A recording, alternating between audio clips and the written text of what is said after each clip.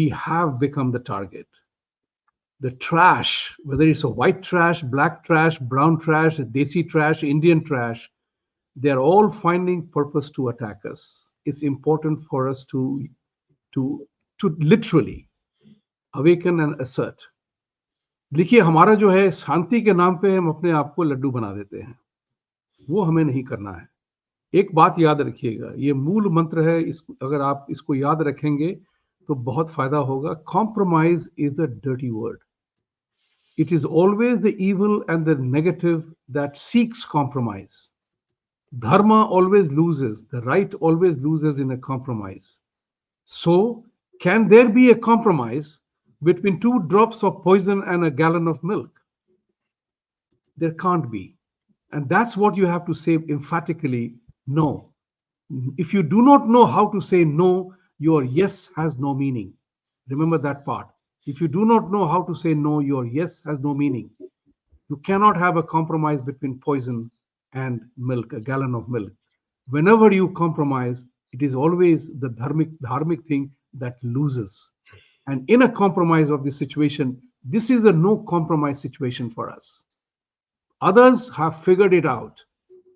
Others have figured it out, and we have to recognize this element, knowing what I know, knowing what you know. So all the talk about shanti and हमें United होना चाहिए, वो चाहिए छोड़िए साहब। अगर वजन loose करना है तो आपको वजन लूज करने के लिए कमिट करना पड़ेगा, individually, family and diet and exercise all put together. I like to simplify a problem. You always have a solution to the problem if you want to solve it.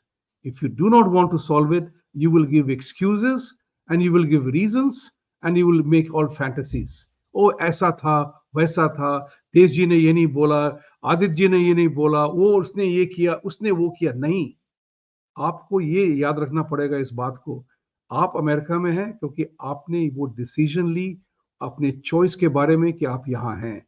अब यहाँ पे अगर आप न्यूयॉर्क में हैं तो आपको 16 इंच का नॉर्थ ईस्टर्न सहना पड़ेगा. अगर आप कैलिफोर्निया में हैं तो भूकंप आएगा, उसके लिए सहने के लिए तैयारी करनी पड़ेगी. अगर आप फ्लोरिडा में हैं या कहीं और जगह है तो हरिकेन के लिए आपको तैयार होना पड़ेगा. There is no other option. This is what I want to say. Go and study Bhagavad Gita. Data points are great. That's why I designed my thought went beyond data. I'm a banker. I believe in data because you analyze your client portfolio all the time. But there is something which is hidden in the notes to the account in a balance sheet, which is not reflected in the data. Think about it. So you have to remember the impact and implication of the data. Or that is what is important. हम सबों को पता है कि अगर हम 5 kilo gulab jamun अभी खा लेंगे तो हमारा भविष्य तय है कल 2-3-4 दिनों के लिए. मैं हमेशा कहता हूं कि intuitively, intellectually and intelligently we all know the consequences of our decisions and choices, and that's what point I want you to drive at. Figure it out. You know exactly what you need to do. Get going to do it. Analysis, विचार विमर्श, विमोचन, विख्यान बहुत हो गया. अब हमें action पे जाना है. भगवत गीता का वही पाठ. बस इसी बात के साथ मैं निकल जाऊंगा यहाँ से क्योंकि मेरा अपना शो एक रिकॉर्डिंग का है. तो धन्यवाद. Happy new year to everybody. आप सबों को हम पंचायत अगले साल में फिर जुड़ेंगे क्योंकि ये चर्चा आज खत्म नहीं होने वाली है. ये चर्चा हमें करनी पड़ेगी, नैरेटिव बनाना पड़ेगा. हम सब इस बात से सहमत हैं कि हमें अपनी नैरेटिव खुद बनानी है. बहुत बहुत धन्यवाद. Thank you. Thank you Vibhuti ji. Thank you very much. Sharad ji. Thank you Vibhuti ji. तो जैसे कि शंकरान जी ने बोला कि नैरेटिव बिल्डिंग हमें नहीं आती है, and it is so important कि नैरेटिव बिल्डिंग के लिए फैक्ट एंड डेटा आपको रखनी पड़ती है. एंड उसी को सिलसिले को आगे बढ़ाते हुए येल यूनिवर्सिटी जो यहाँ का one of the Ivy university है, it was renamed in 1718 after a gentleman named ELIHU, Elihu Yale. और ये कौन थे ये सज्जन? ये सज्जन ब्रिटिश इंडिया कंपनी में भारत में एक गवर्नर थे, एक्स गवर्नर थे, और उनके नाम से येल यूनिवर्सिटी बना. सो दिस एंड आप समझ सकते हैं कि उन्होंने फॉर्च्यून कहां बनाया. Harvard, William and Mary and Dartmouth. Dartmouth is a very खास यूनिवर्सिटी इन अमेरिका जहां पे AI पे सबसे पहला सेशन यहीं पे हुआ था, यहीं पे विजुअलाइज किया था इन्होंने फॉर्मली. इन सभी में कॉलोनियल एजुकेशन प्रोजेक्ट को की शुरुआत हुई थी एंड हेंस कॉलोनियल इंडिया से इनका रिलेशनशिप. तो हम हिंदूज और हम इंडियंस को पहले तो ये जानना चाहिए कि हमारी स्ट्रेंथ क्या है, हमने इस देश को क्या दिया है, रादर देन एक याचक के तरह भीख मांगने वाली प्रवृत्ति से ऊपर उठकर आपने इस देश को बहुत कुछ दिया. आज अमेरिका रिच है और अमेरिका डाइवर्स है और अमेरिका वर्ल्ड में लिबरल का जो जो चैंपियन बना हुआ है, उसमें आपकी कंट्रीब्यूशन बहुत है. Be proud to identify that. Okay, कोई आपको ब्रो बीट नहीं कर पाए, कोई आपको दबा नहीं पाए, इसके लिए आपको डेटा जाननी बहुत जरूरी होती है. एलन मस्क जो है खुद H1 प्रोग्राम पे आया और यहाँ पे उसने कंपनी बनाया. एल्बर्ट आइंस्टाइन, राइट, जो कि खुद नेचुरलाइज सिटीजन था. अगर उसको आप याद करते हैं तो आप अमेरिकन, स्पेशली मागा के वो section, and I am also a proud brown मागा लाइक विवेक रामास्वामी, को यह भी जानना चाहिए कि एक सज्जन थे सुब्रमण्यम चंद्रशेखर, जिनको अमेरिका में नोबेल प्राइज मिला था एज अ यूएस सिटीजन, और उनका काम जो था वो स्टेलर इवोल्यूशन पे मैसिव काम था. ये गोरे को याद रखना चाहिए कि इंडियंस आकर क्या कंट्रीब्यूशन किए. सेकंड में आते हैं कि विवेक रामास्वामी का क्रिटिक. तो लोगों का कहना है कि बहुत ओवर सिंप्लीफिकेशन कर दिए वो कल्चरल इश्यू को, एलिनेशन ऑफ अमेरिका कर दिए उनकी बातों में, ऐसा लगा. और he basically was flawed because his logic was very simple and cultural bias. ठीक है, मानते हैं उन्होंने शब्दों का शायद चयन ठीक नहीं किया, लेकिन जिस श्री राम कृष्णन को डोनाल्ड ट्रंप ने अपने AI पॉलिसी मेकर के रूप में शामिल किया है, Shri Ram Krishnan, right, AI policy maker, उनके आने के पहले इसी अमेरिका के AI के डिफरेंट एप्स पे, चैट पे आप अगर सर्च करते हैं, how many sitcoms from 20th century reflected the racial bias either through stereotyping or exclusion. And मुझे लगा कि शायद अभी तो ये AI गोरों के द्वारा रन है, तो इस पे इन्होंने AI को ऐसा फीड किया हुआ कि कुछ डेटा थ्रो अप नहीं करेगा. एंड टू माय सरप्राइज उसमें जो डेटा आया उसमें था कि early shows like AMOS and ANDI perpetuated negative racial caricatures while other marginalized people of color into subservient or comic roles. मैं खुद सिम्पसन कार्टून देखा करता था जहां पे एक रघु नाम का दुकानदार, शॉपकीपर, ग्रोसरी वाला को एक डार्क ब्राउन कलर में दिखाते थे ये लोग, और उसपे उनकी एक्सेंट को पूरे इंडियन, थिक इंडियन एक्सेंट में सिटकॉम में उसको दिखाया जाता था. और रघु बेचारा क्या करता था, एक इनोसेंट ग्रोसरी वाला था, राइट. ये 70s 80s का इनका जो सिटकॉम्स है. Even the progressive sitcoms like the Cosby show, काफी फेमस हुआ था ये, face criticism for promoting enlightened, mark my word, enlightened racism by portraying an idealized colorblind narrative that ignored the systematic inequalities. तो विवेक का ये कहना कि सिटकॉम्स ने बहुत हद तक एक माइंडसेट को बनाया है, ये गलत भी नहीं है as per the American run AI apps. Now ठीक है, विवेक एक इलेक्टेड पॉलिटिशियन नहीं है, लेकिन एक पॉलिटिकल एस्पिरेंट है, तो उसको अपनी शब्दों का चयन अच्छे तरह से करना चाहिए था.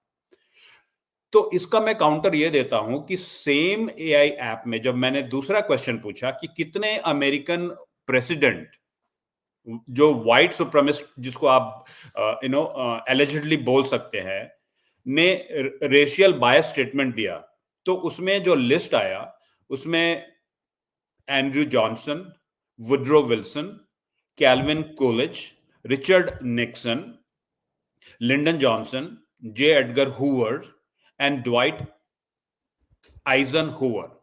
ये बहुत बड़ा नाम है. ठीक है। तो ये कहना कि विवेक ने जो स्टेटमेंट दिया वो हवा में दिया इज नॉट करेक्ट। ये सिटकॉम ने अमेरिका के माइंडसेट को बहुत हद तक इन्फ्लुएंस किया है रेशियल बायस के प्रति, राइट।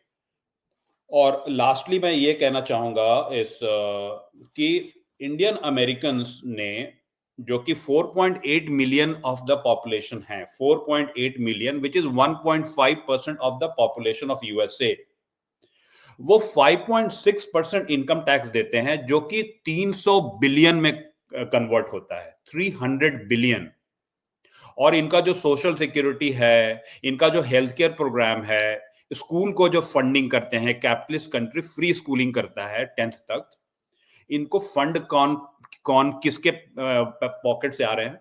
ये 300 बिलियन टैक्स की money from only 4.8 million Indian American. America में 648 यूनिकॉर्न है, 648, जिसमें से 72 unicorn are owned by Indian American. तो ये हमारा कंट्रीब्यूशन है, ठीक है। और मैं एक दूसरा एनालॉजी वेरी क्विकली बनाता हूं कि टर्किश अमेरिकन, जो टर्की के लोग हैं, राइट, उनका पॉपुलेशन अमेरिका में अराउंड 450 के है, राइट। कहां हम जो है 4.8 मिलियन है, ये कहां 450 के हैं। बट टर्किश अमेरिकन के लिए, और टर्किश अमेरिकन रेवेन्यू कितना जनरेट करते हैं? Only $2.9 billion. And Turkish American के लिए अमेरिका में 120 चार्टर स्कूल है dedicated to Turkish American community. और इंडियंस अमेरिकन के लिए ZERO, शिफर, 0। तो चाहे वो शाहिद खान हो, जो जगुआर जैक्सनविल ऑटो के जाइंट हो, चाहे वो चंद्रशेखर हो जो नोबेल लॉरिएट हो, इन सबों का कंट्रीब्यूशन को अगर आप नहीं याद रखेंगे और हमारे नैरेटिव बिल्डिंग में नहीं आएगा, तो we will be always facing these H1B का जो डंडा ये हमारे ऊपर मारा जाता है कि आप बेसिकली एक पैरासाइट हैं जो आप इस समाज से ले रहे हैं। और लास्टली ये जो लोग कह रहे हैं कि ठीक है इमिग्रेशन को आने दीजिए, लीगल इमिग्रेशन को, लेकिन हमारे सिविलाइजेशन के हिसाब से यूरोपियंस को लाइए, वाइट यूरोपियंस को लाइए। तो मेरे गोरे मागा दोस्त, अपने ज्ञान चक्षु को खोलो। ये जो यूरोपियन आते हैं, अदर देन इंग्लैंड, कोई भी मदर टंग, किसी की भी मदर टंग इंग्लिश नहीं है, चाहे वो इटालियन हो, जर्मन हो, फ्रेंच हो, या ईस्टर्न यूरोपियन, हंगरी हो, पॉलिश हो, कोई भी हो, किसी की भी मदर टंग इंग्लिश नहीं है। English is their second language like every other educated Indian in this country. तो सिविलाइजेशनल जो आप बकवास कर रहे हो, उसका पहला काउंटर है कि वो भाषा आपका एक नहीं है। दूसरा, उनके एक्सेंट पे आप हंसते हो। जिस तरह से आप अपने अमेरिका में खुद नॉर्थ और साउथ के एक्सेंट पे आप बहस लड़ाते हो, इंग्लिश जानने के बाद भी एक्सेंट पे लड़ते हो। उनका जो मेजरिंग स्केल है, जो CGS सिस्टम है, और आप यूज करते हैं SI and pound and everything, which is again a different in comparison to the west European culture, right. Europe यूरोप के हर चीज पर मजाक करते हो, और आप अभी सिर्फ कलर के नाम पे कहते हो कि यूरोपियन को आने दीजिए, व्हाइट यूरोपियंस आर बेटर। तो आप रिलीजन पॉइंट ऑफ व्यू से भी यूरोपियंस में 70% कैथोलिक आते हैं, 20% प्रोटेस्टेंट आते हैं। अमेरिका में उल्टा है, 70% प्रोटेस्टेंट हैं और 20% कैथोलिक हैं, एंड रिमेनिंग अदर्स हैं, लाइक ऑर्थोडॉक्स हो गए जो रशियन क्रिश्चियनिटी को फॉलो करते हैं। तो आप कैसे ये दलील दे सकते हैं कि आप में बहुत सिमिलैरिटी है? बिल्कुल नहीं है। आप सिर्फ कलर ब्लाइंड हो गए हैं और आप अननेसेसरी गलत नैरेटिव बिल्ड कर रहे हैं, ठीक है। So having said that, I think कि हर कुछ गलत नहीं है। विवेक को थोड़ा सा सॉफ्ट होना चाहिए था। डेफिनेटली अमेरिका जो है वो विवेक के सिविलाइजेशनल कंट्री का बैकग्राउंड 5000 साल वाला देश नहीं है।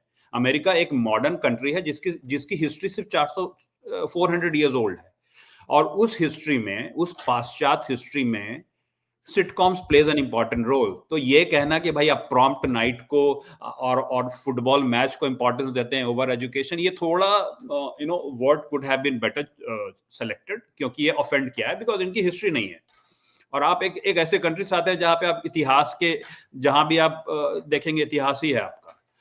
तो ये एक चीज पे मैं सपोर्ट कर सकता हूं उनको, बट बाकी चीज में आई थिंक कि we need to be aggressive, and every Indian American kids in school they should be educated to speak up on all these things. That will be my closing statement. Thanks. Thank you so much, Sharad ji. What a fantastic compilation of data, actually. Desh Kapoor ji, please. Thank you. शरद जी, एक बात मैं बताऊंगा दर्शकों को, इस video के बहुत सारे क्लिप्स भी बनेंगे, शरद जी के क्लिप्स रहेंगे, उनको आप ध्यान से देखिए, so that this data you can record it for yourself also. Very important data. Yes, please. I totally agree. I think बहुत बढ़िया वक्तव्य था आपका शरद जी।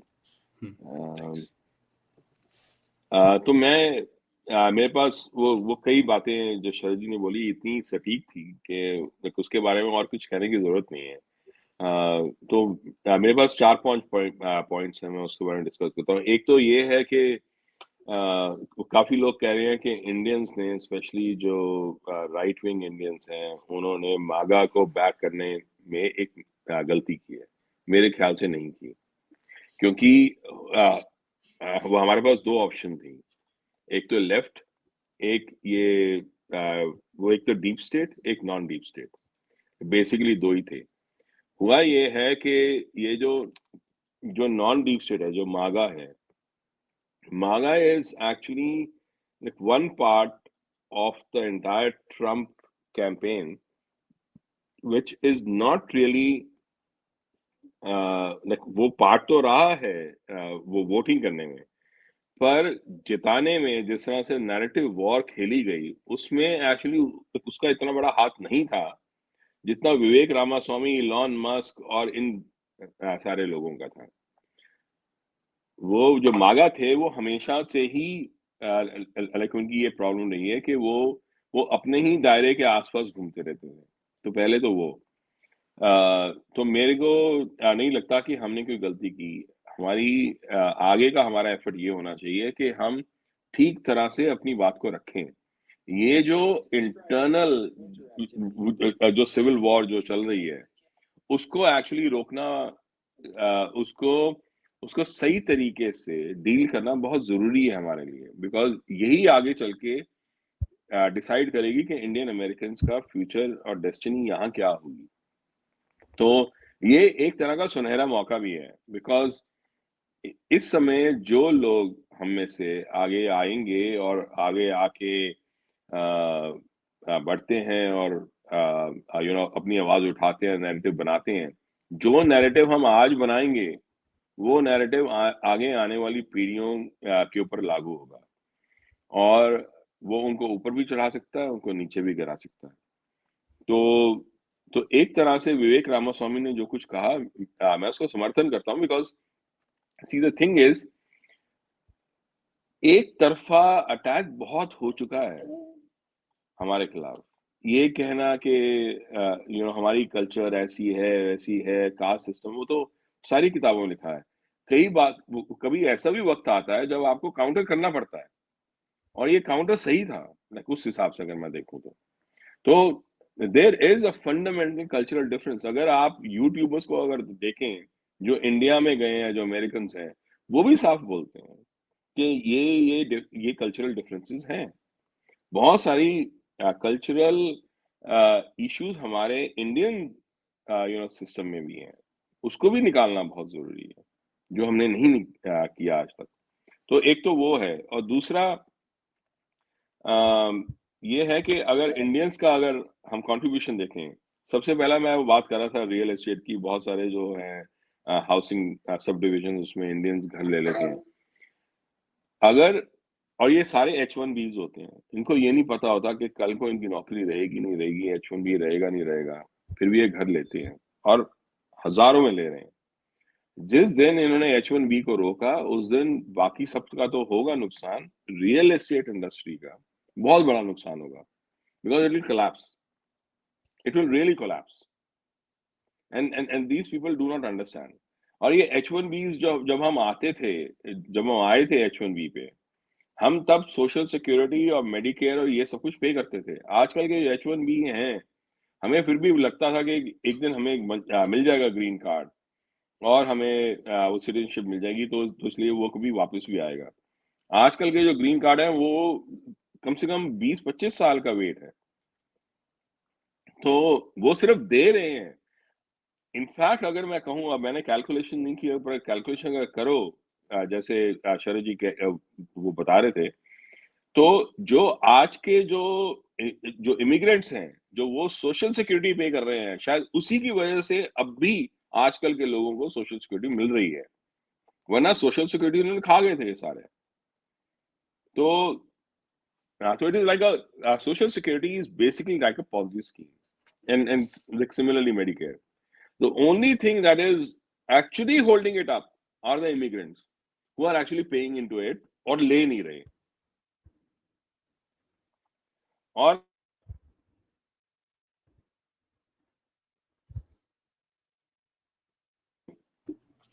जो स्कूल डिस्ट्रिक्ट है यहाँ पर, अगर किसी भी वो जगह पे आप चले जाओ जहाँ इंडियंस और चाइनीज आए थे, वो स्कूल डिस्ट्रिक्ट सडनली ऊपर चली जाती हैं उनकी रेटिंग्स. तो ये क्लियरली दिखाता है, जो वो बात कर रहे थे Vivek Ramaswamy, actually it shows very clearly, despite irrespective of वो कैसी भी है जगह, कैसा भी है स्कूल्स, उनकी रेटिंग सडनली एकदम बढ़ जाती है. और ये सबने देखा है हमने. तो वो मेरा एक पॉइंट रहेगा. तो एक और जो बात मैं ये फाइनली कहना चाहता हूँ, ये है कि मैंने पहले बात की थी, मेरे को मेरी बात को गलत ना लिया जाए, जो मैंने कहा था कि जब तूफान आता है तो जो झुक जाते हैं flexibility. Either a community remains invisible, जैसे बहुत सारी ऐसी कम्युनिटीज हैं जिनके बारे में कोई जानता नहीं है, जो ऊपर नहीं आती, जिनके बारे में डिस्कशन नहीं होती, जिनके बारे में डिबेट्स नहीं होती, और जिनको टारगेट भी नहीं किया जाता इतना, पर वो नीचे नीचे अपना काम करते रहते हैं. या तो इनविजिबल बन जाओ. अगर इनविजिबल नहीं बन रहे तो नैरेटिव को लीड करो. लड़ाई बंदूक और गोली से करने वाली नहीं है, ये लड़ाई दिमाग से करने वाली है और नैरेटिव से करने वाली है. हमारे यहाँ नैरेटिव्स बनाने वाले, नैरेटिव को समझने वाले, नैरेटिव्स को बयान करने वाले बहुत कम हैं. तो वो हमें बढ़ाना पड़ेगा और ढंग से वो नैरेटिव को सेट करना पड़ेगा. इसमें Vivek Ramaswamy is a master. I have never seen anyone who even comes close. He and Tulsi Gabbard, वो दोनों बहुत स्ट्रांग हैं इस मामले में, तो उनसे सीखने की बहुत ज्यादा जरूरी है. तो आगे आने वाले टाइम में हमारी जो कम्युनिटी है, वो उसको फोर्स किया जाएगा, और वो फोर्स हो जाएगी to actually start thinking in this area and creating a united front so that हम इन सब चीजों को डील कर सकें, और वो एक तरह से अच्छा होगा हमारे लिए. बस इतना ही है. संक्रांत जी. नहीं, ये जो नैरेटिव की बात है, बहुत इसके बारे में तो मैं बोलता ही रहा हूँ बहुत देर से, लेकिन सबसे जो आवश्यक बात है, और इसमें जो सुन भी रहे होंगे कुछ ऐसे लोग, और मैं भी उसका भाग ही रहा हूँ. मैंने माइक्रोसॉफ्ट में पहले काम किया और फिर जल्दी छोड़ दिया था. लेकिन उसका जो सबसे एक इम्पॉर्टेंट बात है कि जो मेरे जो साथ के, जैसे आईटी के ग्रुप में देखूं या और लोगों को देखूंगा, वो इन इश्यूज से बहुत परे हैं. They are kind of living in this dream world कि भाई हमारे को तो कुछ फर्क नहीं पड़ने वाला. we are just in a different bubble of our own. So I think having those people become more aware and seriously see all of this. If you look at the other groups that are creating narrative, ये मुफ्त में कोई narrative नहीं हो रहा है. Everything requires significant investment. There are all these groups and अभी जो एंटी हिंदू नैरेटिव भी है, जैसे अगर आप देखोगे Hindus for human rights organisation है जो एक्सप्लिसिटली एंटी हिंदू है, और उन्होंने ऐसा किया है कि हिंदुओं को to even speak for Hindus, the anti Hindu group will speak, so people will quote them to take the Hindu perspective. तो वो ये बहुत स्ट्रेटेजिकली ग्रुप ये खड़ा किया। ये इसने अभी ये मुस्लिम काउंसिल के साथ कंजंक्शन के अंदर एक वो निकाला है, क्या कहते हैं, टारगेटिंग हिंदूज एज हिंदुत्वा, पूरी रिपोर्ट निकाली है। So all of this happening, and who's funding it? There is a Tides Foundation that is funding it. So a lot of Christian money is going into it, Islamic money is going into the left side to attack Hindus. So you have to step up and fund the counter initiative. It's not going to happen just by imagining it or dreaming it away. So people have to really look at it strategically in this context. Definitely Rajiv Malhotra's name is worth mentioning. Rajiv is one person who has been actively talking about these issues for a long time. But it is very important that the community now steps up to support this. You really have to say, okay, how are we funding the narrative? How are we making sure that our representation is correct? Sharad ji ne itne facts rakhe. Where is our think tanks? Where is our engagement with the media? Who do media call when they say, okay, we need a Hindu perspective? Is media even asking that question, that we need a Hindu perspective, or other people are just talking? So that, I think, is a very, very important challenge for the community. And if we don't rise up to it, we will pay the price. So it's a very clear आवाहन जिसे कहते हैं. Very beautiful. Closing comments सभी लोग दे दें अगर if any was there. I'm putting all the comments, but I don't see relevant questions there. एक question मुझे लग रहा था, we always take the members questions first. तो कोई closing comments आप देंगे सब लोग, and then we'll take one or two questions. I'll start the closing statement. I think कि जैसे संक्रांत जी ने बताया, एजुकेशन में फंडिंग, अगर हमको नेक्स्ट ये वॉर जीतना है तो यूएस में चार्टर्ड स्कूल इंडियन अमेरिकन चलाएं, और जहां तक भारत का जो सवाल है, तो इंडियन एजुकेशन में वहां के पॉलिसी मेकर शुड लिसन. ये जो स्टेम की पढ़ाई की जो भूत चढ़ी हुई है, जो हमें सक्सेस भी दिया है, मिड लेवल सक्सेस दिया है, हमारे बच्चे इंजीनियरिंग और मेडिकल कॉलेज और साइंटिस्ट बनते हैं. स्टेम के एजुकेशन में लिबरल आर्ट का एक सब्जेक्ट जो भारत की सभ्यता को पढ़ाते हुए, आपकी आइडेंटिटी को बनाते हुए वो पाठ अंडर ग्रेड में दे. This should be not as a trivia subject. इनको सिर्फ फिजिक्स, केमिस्ट्री, मैथ्स, बायो के संदर्भ में न देखकर, क्योंकि हमारा जो ये जो आईटी क्राउड है, इनको अभी भी लगता है कि ये थोड़ा AI बोल देते हैं, पाइथन बोल देते हैं, थोड़ा सा रोबोटिक्स बोल देते हैं, तो ये बहुत कूल हो गए. इनको एक लिबरल आर्ट्स का एक सब्जेक्ट जो अमेरिका में है, अमेरिका में यहाँ पे हिस्ट्री पढ़ाते हैं अपने बच्चों को, चाहे वो साइंस स्ट्रीम का हो चाहे किसी भी स्ट्रीम का हो. They should know who they are and उनकी बैकग्राउंड क्या है.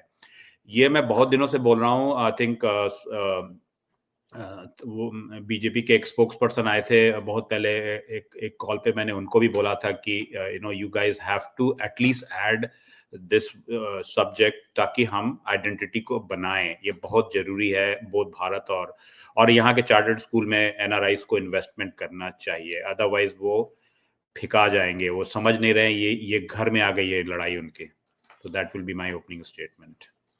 और दर्शकों को बता दो, अमेरिका में हमारे बहुत सारे कोर्सेज चलते हैं सतोलॉजी के, और सतोलॉजी इसी डायरेक्शन में जा रहा है चार्टर स्कूल्स के लिए. तो आप लोग अगर सपोर्ट करें, it will be really helpful for all of us. 350 लोग देख रहे हैं. लाइक करिए, शेयर करिए, सब्सक्राइब भी करिए एंड सपोर्ट सतोलॉजी. हम लोग एजुकेशन प्रोग्राम्स में 6 or 7 प्रोग्राम्स अ वीक हम लोग करते हैं, and we also plan to open schools in USA. Desh Kapoor ji, Sankrant ji, closing comments कुछ बोलेंगे? मैं लास्ट में यही बोलूंगा कि जैसे संक्रांत जी ने बड़ी अच्छी बात बोली थी कि आप चाहे लाख बोलते रहें कि मैं ये सिमुलेटेड हूँ यहाँ पर, फिर जो मारने वाला आएगा वो आपको वैसे ही देखेगा जैसे आपको. तो हमारे पास जो डिसीजन है वो बहुत क्लियर है. या तो आप दिखो ना. अगर आप दिख रहे हो और दूसरा बंदा आपको टारगेट भी कर रहा है और आपको आइडेंटिफाई भी कर लिया है उसने, जैसे किसी ने भी बोला कि आपके कितनी भी कॉन्ट्रीब्यूशंस हो, उनको उससे कोई मतलब नहीं है. आपकी एग्जिस्टेंस उनके लिए एक थ्रेट है. और ये बात सही है। तो इसलिए ये एक तरह से एक बैटल है, इंटेलेक्चुअल बैटल, जो हमें लड़नी है आगे जाके, और ये इंटेलेक्चुअल बैटल के लिए हमें इंटेलेक्चुअली तैयार होना पड़ेगा। तो वो एक बड़ी इंपॉर्टेंट बात है। और ये और यू नो साफ बात ये है कि without immigrants like Indians, west और यूएस का आगे का आने वाला जो टाइम है वो बहुत बुरा होगा। अगर ये, क्योंकि एक मार्केट है, मार्केट में जैसे मैंने पहले कहा, एक तरफ मिडिल ईस्ट है, एक तरफ से वो साउथ अमेरिका से है, एक तरफ से इंडिया से है। आपने कहाँ से चूज करने इमिग्रेंट्स, ये आपको देखना है। उस समय आप डिसीजन क्या लेते हो आज, वो डिसाइड करेगा कि आगे आने वाले आपके 50 या 100 साल कैसे गुजरेंगे। मैं दर्शकों को ये भी बोलता हूँ, हम लोगों ने बहुत ज़्यादा बांग्लादेशी हिंदूज के लिए काम किया है, बहुत ज़्यादा, in USA and also through social media, lot of things we have done. और दूसरा बात, कन्हैया लाल के ऊपर आप लोग कमेंट कर रहे हैं, मैं सबके कमेंट्स देख रहा हूँ। कन्हैया लाल पे सबसे ज़्यादा प्रोटेस्ट सत्तालॉजी नहीं किया था, सबसे ज़्यादा सोशल मीडिया पे, इन पर्सन बहुत ज़्यादा हुआ था। So don't think that Bangladeshi Hindus को हम लोग इग्नोर कर रहे हैं, वो भी इग्नोर हमने नहीं किया। इनफैक्ट हमने 12 शोज किए हैं बांग्लादेशी हिंदूज के ऊपर, और plus we have directly helped many protest in DC, देख रहे हैं वहाँ पे we are directly involve also to protect Bangladeshi Hindus. So it is all wrong. तो संक्रांत जी कुछ बोलेंगे? नहीं, बस मुझे लगता है कि क्लोजिंग स्टेटमेंट तो इसमें हो ही गई। जो सबसे महत्वपूर्ण बात है कि हमारे को अपनी कहानी बताना बहुत आवश्यक है, और ये सोच कि हमारी एक, जैसे मैंने कहा, DNA में घुस गया है कि बस सिर नीचे रखो, कुछ इंटरेक्ट नहीं करो, don't engage with the hate, बस अपना पल्लू ऊपर करके सिर से चुपके से निकलते चलो। ये नहीं चलने वाला, क्योंकि आपको ये हमारी कंडीशनिंग हो गई है बहुत देर से। आपको एक किस्सा सुनाता हूँ। मैं तुलसी गैबर्ट से मिल रहा था, लगभग 10-15 साल पहले की बात होगी, सियाटल में, जबकि इतनी फेमस वो नहीं हुई थी तब। तो मैं वहां पर, मैंने को तुलसी से पूछा कि as a Hindu what kind of challenges did you face in Congress. And जो मेरे साथ में महिला बैठी हुई थी, इंडियन अमेरिकन, हिंदू अमेरिकन महिला, उसको बहुत ही अनकंफर्टेबल होगी। नहीं, वो कि मैंने क्वेश्चन गलत पूछ लिया। नहीं, हम तो सेकुलर हैं, नहीं इसमें हिंदू का क्या मतलब है। और तुलसी ने वो क्वेश्चन लेके एकदम बहुत अप्रिशिएट किया। तुलसी कहा नहीं, बहुत अच्छा क्वेश्चन है, मेरे को फेस करनी पड़ी है, अलग अलग स्थितियों में डिस्क्रिमिनेशन फेस करनी है, और हिंदू के अगेंस्ट डिस्क्रिमिनेशन है, इसमें कोई दो राय नहीं है। लेकिन जैसे मैंने कहा ना कि जो इंडियंस है, इंडियन अमेरिकन, हिंदू अमेरिकन, उनको इतना डर लगता है कि हम अपनी डिस्क्रिमिनेशन के बारे में भी अगर बोल दें, अगर हम कोई चैलेंजेस के बारे में बोल दें, अपने आप से हिंदू शब्द भी जोड़ दें, तो बहुत ही आपत्तिजनक हो जाएगा। तो उससे हमको बाहर निकलना बहुत जरूरी है। हम भारत में स्लोगन चलाया था, गर्व से कहो हम हिंदू हैं। हमको वो सब स्लोगन्स की जरूरत नहीं, वैसे ही हमको गर्वान्वित होने की जरूरत है। हम इतने ज्यादा अमेरिकन हैं जो हिंदू ट्रेडिशंस, हिंदू कल्चर से प्रभावित हैं, जुड़ना चाहते हैं, योग करते हैं, क्रिया करते हैं, साधना करते हैं, आयुर्वेद कर रहे हैं। वो सब लोग चाह रहे हैं कि वो सीखे हमसे। तो हमको अपने बारे में कभी डिफिडेंट होने की जरूरत नहीं। हमारे को गर्व होना चाहिए कि इतनी हमारी धरोहर है, और उसको पहले जाने, हम खुद ही नहीं जानते उसको जाने, और लोगों को समझाएं और उनको अपने साथ जोड़े। यही तरीका है। और दर्शकों को ये भी बोल दें कि देखिए क्या है कि आप लोग, कुछ लोग कमेंट्स भी कर रहे हैं, काउबॉयज वर्सेस हिंदू, रुद्रा जी ने बोला, it is definitely going to happen, it is happening. क्योंकि जो व्हाइट्स को अगर आप देखें, 1923 में भी इंडियंस पे बैन लगा था, लोग भूल गए हैं, सुप्रीम कोर्ट ने बैन लगाया था, Indian should not come here. Okay, 1923 US supreme court ने बैन लगाया था। इज अ फेमस केस, लोग सर्च कर सकते हैं गूगल में जाके। और वो इसलिए लगाया था, द ब्रिटिश वर स्केयर्ड कि Indians will overthrow them like they are doing in India. Okay, तो ये जो व्हाइट क्राउड है, ये इट इज कंप्लीटली, इनका mindset is built on propaganda, superior propaganda of the western. They are being taught that British enslaved. This is one of the things that I hear online all the time is, oh, we slaved you once and we'll do it again. मैंने कहा, what happened? British Prime Minister David Cameron was born in India. Your George Orwell was born in Bihar. You Orwellian thought was born in Bihar. So you have, और आपने L का भी बताया, यूजन L का भी बताया आप शरद जी ने. Yale university was founded on Indian money. Madras governor था वो, उसने $800 दिए थे येल यूनिवर्सिटी स्थापित करने के लिए. उस समय $800 का अर्थ होगा आज का $1 million. इसका इतना वैल्यू है उस समय का. So the America was built on Indian लूट. ऐसा नहीं है. British were using money from India to create this country. Or what happened to Native Americans is a blot on the history of America which will never go away because those people are still here. आज भी उनको पानी नहीं दिया जाता, आज भी उनको रोका जाता है. आज भी, you know how much the US government gives to Native Americans? $7 a year. $7 a year. आपको क्या बताया जाता है? उनको देते हैं, हम इतना पैसा देते हैं कि चुप रहते हैं. नहीं. And they are put in the worst part of the land जहाँ पे कुछ उगता ही नहीं है. And they were removed from coastal regions. पूरा का पूरा San Diego was Native American territory. Whole Florida was Native American territory. पूरा Northeast was Native American territory. तो ये सब issues हैं यहाँ पर. And the only people who speak about is Indians. And I am the first author to write that also, Gold, Glory and God. और शरद मोहन जी की book है 1947 वाली, उसको भी आप देखिएगा जरूर. और दृष्टिकोण को भी आप देखिए, very incisive data based reports. और संक्रांत Sanu ji is publisher, garuda-books.com, वहां पे जाके बुक्स खरीद सकते हैं. So we are doing a lot as Indian Americans, हम लोग, and the white will never acknowledge it, and we don't want their acknowledgement also. No need to justify also. मेरे को ऐसा लगता है, let's keep what we are doing, but we definitely don't have neither political voice, neither media voice. We don't have that. Tell me which Fox News anchor or which one who represents the real Indian way of presenting news. There is nobody. Neither in mainstream news nor in social media. But thanks to social media, we are at least heard. So now I think it's time for Indian government also to act and protect its own origin people, like in other places they do. But I'm hoping for the best, लेकिन things don't look good right now. No? इतना ही बोलूँगा मैं. So thank you all very much for joining. Namaste and Jai Jagannath. And do like, share, subscribe, support Sathology. Most important, support Sathology. It takes a lot of effort to bring out these programs. Namaste, and I'll see you in the next show.